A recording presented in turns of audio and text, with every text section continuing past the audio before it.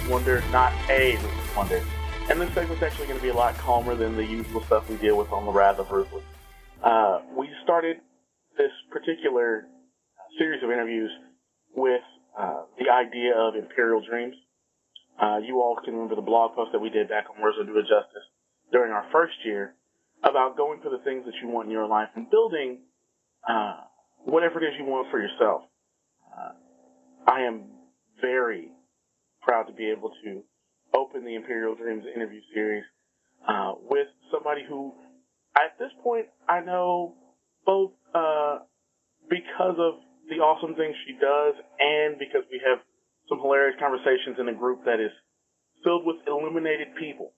We will, of course, talk to her in just a second, but folks, I want you to know this is the very first of the Imperial Dreams interviews, and be looking for those each time we come out with a new rap show.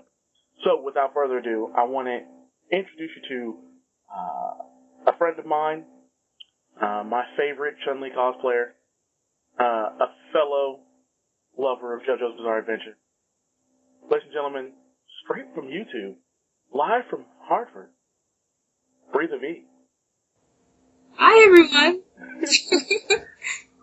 Thanks for coming on the show. For those folks that have not gotten a chance to, see your videos and your awesome photos on Facebook, could you tell us a little bit about yourself? Oh, sure. I am a cosplayer of 8 years now. I am an avid gamer. I've been a lifelong gamer. And I do YouTube videos on, of course, YouTube about cosplay and video games and geek fashion in general. Most of the videos that I do just kind of gives like my perspective as a cosplayer, as a person of color cosplaying, as a small time cosplayer, as a female cosplayer, just my perspective in the cosplay community. And yeah, that's mostly what I do. Awesome. Now, hopefully everybody who's listening to this knows what cosplaying is, but could you explain cosplay a little bit and what brought you into doing it? Cosplay is a portrayal for costume play, and generally what it is like you buy a costume or you make your costume, and generally it's a character from a anime or video game, some sort of pop media, and you kind of emulate that character when you put it on. So it's like Halloween, but not on Halloween. Probably the most concise and perfect answer I've ever heard to that question. All right. Now, what about the YouTube videos? Because obviously, people like me who've already spoken with you, separate from this, know all about the YouTube videos, and we've even put some of your videos into the Words Don't Do It Justice post. But what got you into doing the YouTube videos? I feel like what got me into doing YouTube videos was just, I don't know, I felt like I just wanted to, share my experience, or at least have something to look back on. So, it's more like a mix of wanting to, be able to have some sort of, physical record to look back on and say, hey, I came from this spot and now I'm on this spot, so I think I'm doing well. And also to be able to, just kind of, I guess, share my progress. 'Cause pictures are one thing to show pictures and then, have a description. To be able to show and express how I'm feeling about something, I feel is very important to me, which is why I turned to YouTube. Okay. Now, we have to do these questions because I feel like every interviewer has to do these questions. What is your favorite video that you've done for YouTube so far?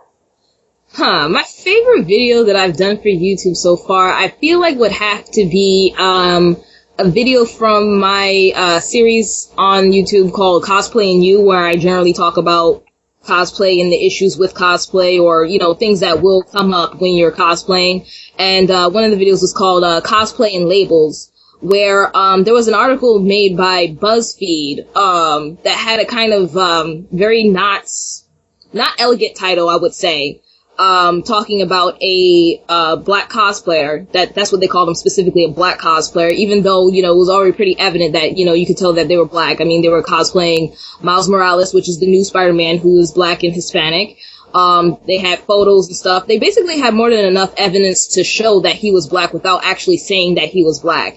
And it kind of brought up an issue to me, thinking that, whenever it's a cosplayer that isn't white or Asian, why exactly do we have to put the tag of, racial identification to that cosplayer? Why can't we just simply call them a cosplayer? And I feel like that's a very important video to me, because I feel like at that point I start to, I guess, make somewhat of a difference. Not really a difference, but like, I feel like me personally, I'm bringing light to the issue, the major issue of like racism and prejudice in cosplay with that video.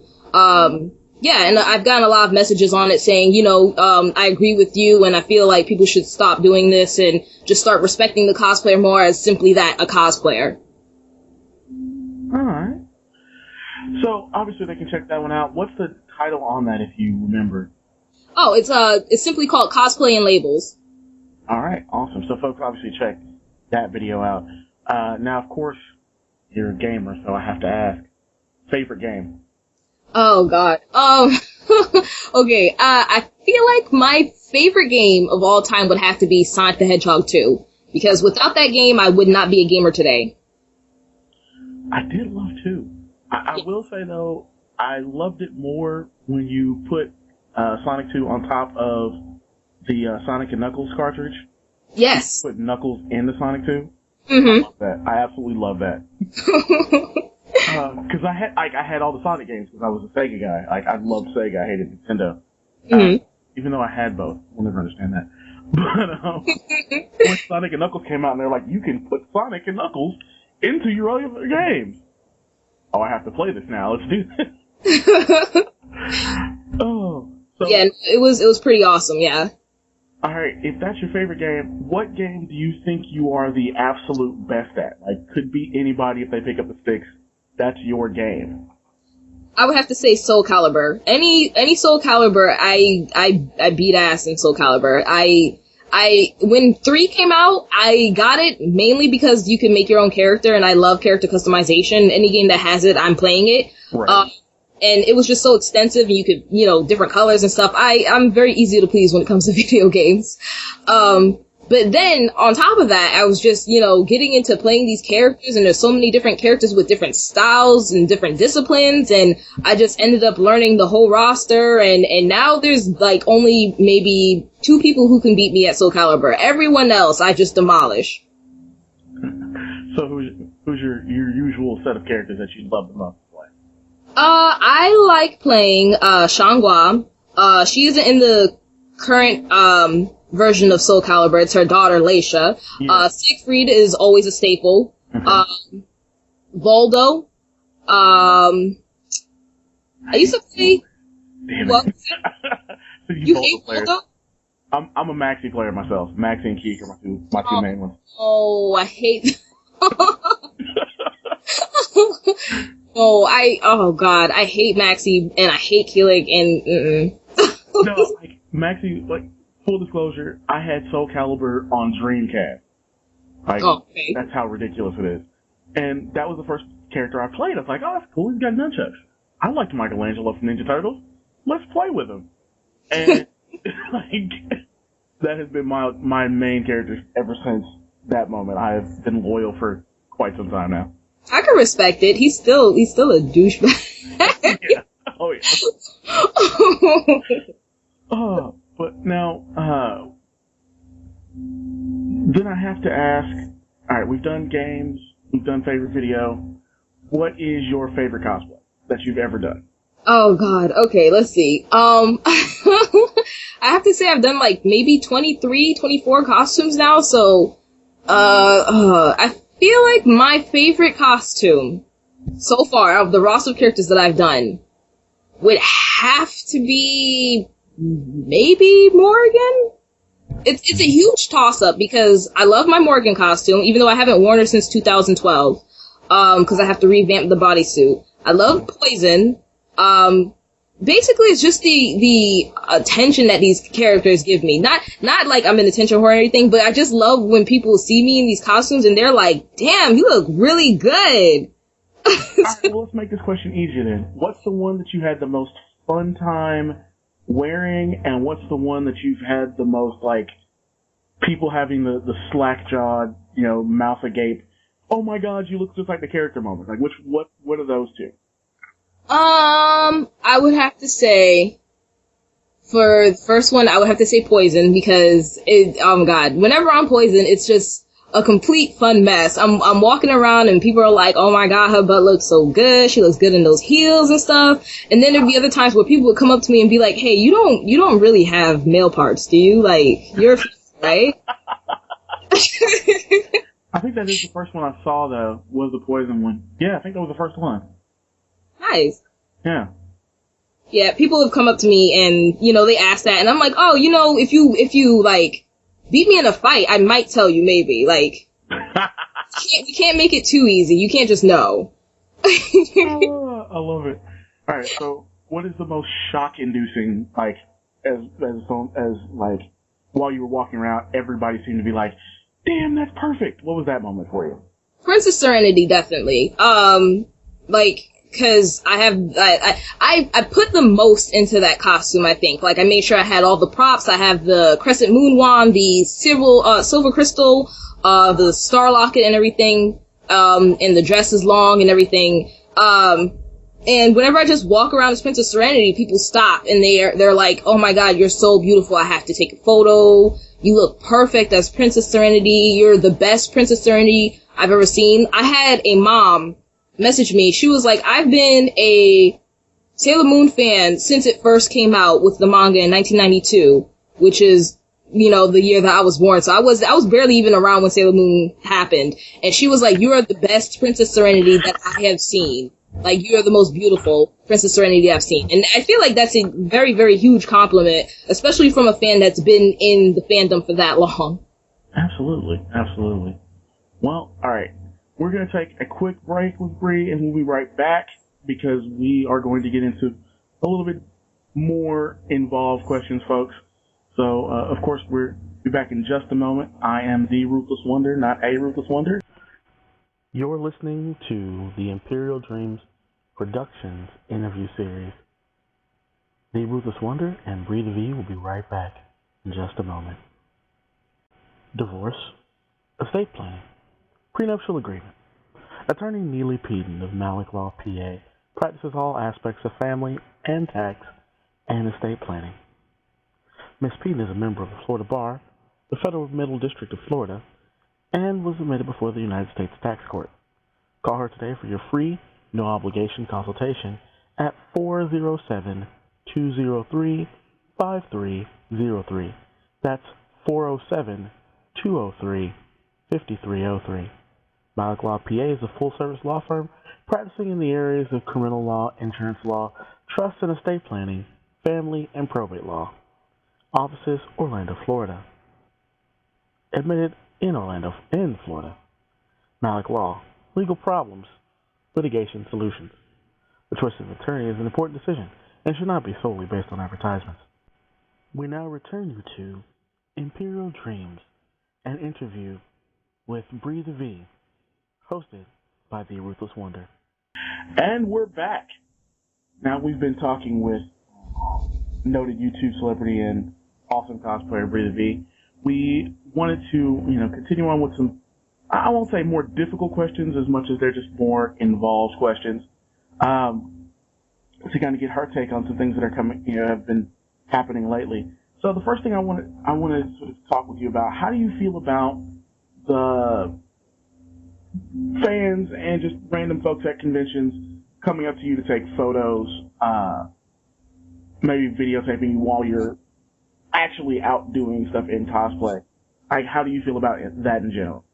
It's real, I guess sobering in a way, cause, I'm in my room and I just do, videos, I put them up and I'm like, okay, whatever. And then I go, put on a costume and I go to a convention. Now, to me, I just feel like I'm just like a regular person just doing what everyone else is doing, and enjoying the con, wearing a costume and stuff. And then someone will come to me and be like, hey, you're Bree. And I'm like, oh god, did I do something? Like, how does this person know me? Am I in trouble? Like, that's my first reaction. And they're like, I watch your videos or I know of your costume. And I'm like, oh, wow, that's awesome. Like, it's real. It's an awesome feeling. It's a sobering feeling. And it's very humbling to know that, someone's actually paying attention to what I'm doing. And, it always shocks me. It doesn't matter how many times it's happened. It always shocks me. It's just awesome. Awesome. All right. So that was the last softball of the questions. These are a little bit more difficult. How do you feel about the way cosplay has been thrust into the public eye between mass media and online access to seeing cosplays? I feel like people are confused. I feel like people who aren't in the know, aren't actively in the cosplay community and everything, from the outside looking in, I feel like they're a bit confused. Because I've gotten comments before about, oh, do you do this all the time? Is this all that you do? Do you not have a life? Do you not do anything else? And it's it's kind of yeah, I mean, yes, this is a hobby that's turning into a career of sorts, but it's not all that I am. I'm not delusional. I don't think that I'm actually these characters or anything like that. It's for fun. It's just like anyone who does, baseball for a living. They love baseball, obviously enough to make it a career and get into the big leagues and stuff.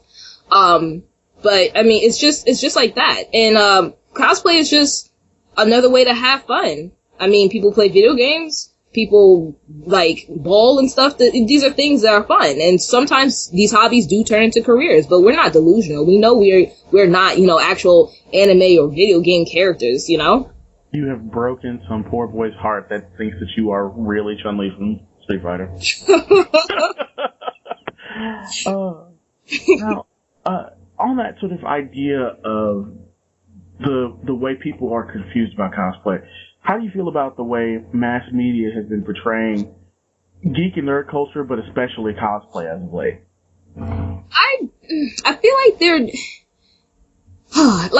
in terms of media in general, I don't like how they bring off cosplay. If they're trying to introduce geek culture to regular people as either a way of entertaining them, reality TV, for example, Heroes of Cosplay, which I don't like that show, because initially when they did start showing it with the first season, it was just drama. It was a lot of people being extremely bitchy, excuse my French, for literally that's on my show, it's fine.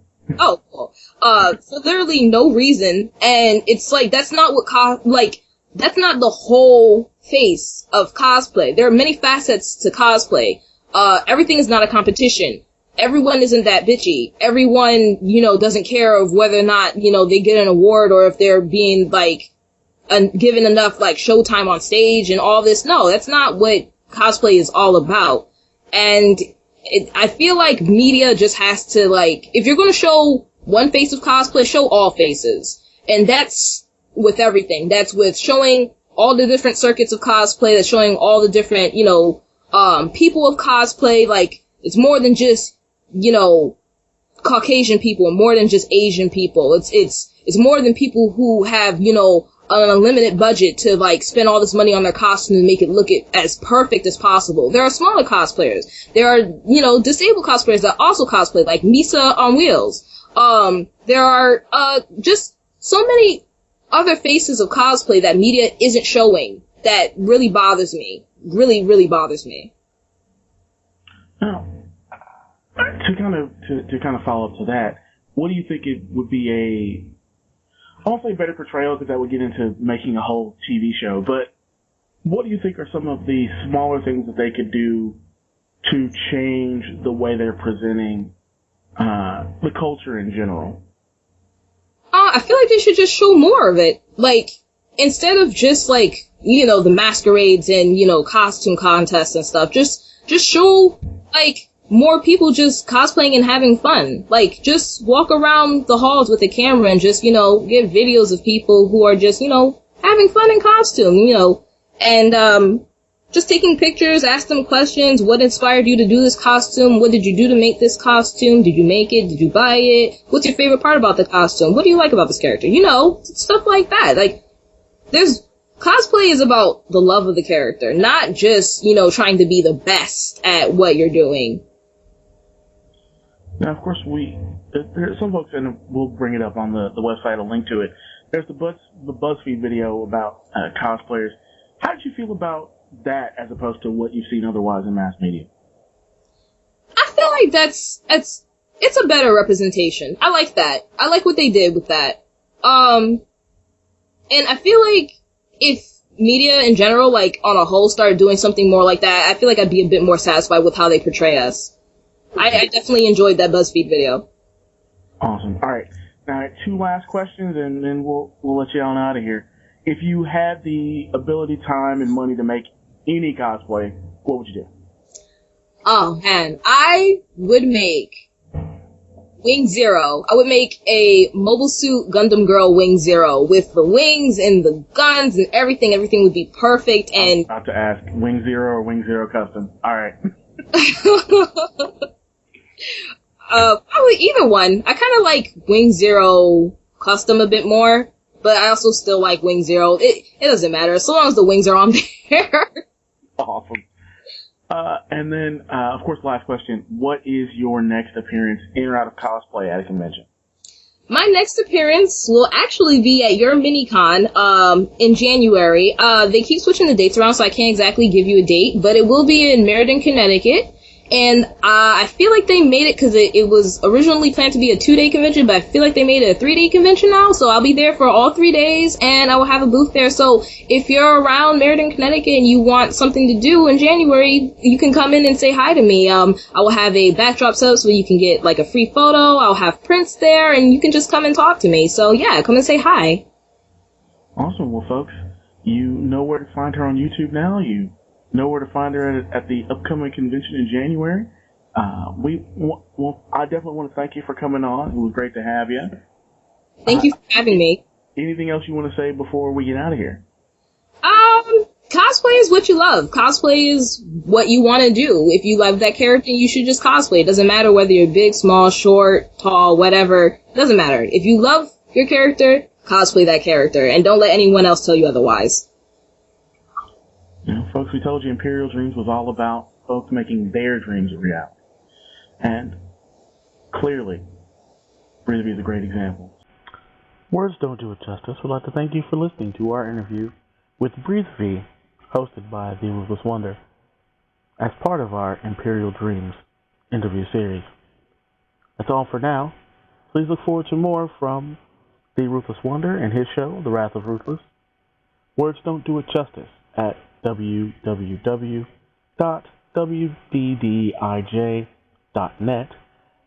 as well as our other podcast, the Words Don't Do It Justice Cast. And on behalf of all of our writers, as well as all of our hosts, we'd like to thank you for listening to this interview as part of the Imperial Dreams series. Goodbye for now.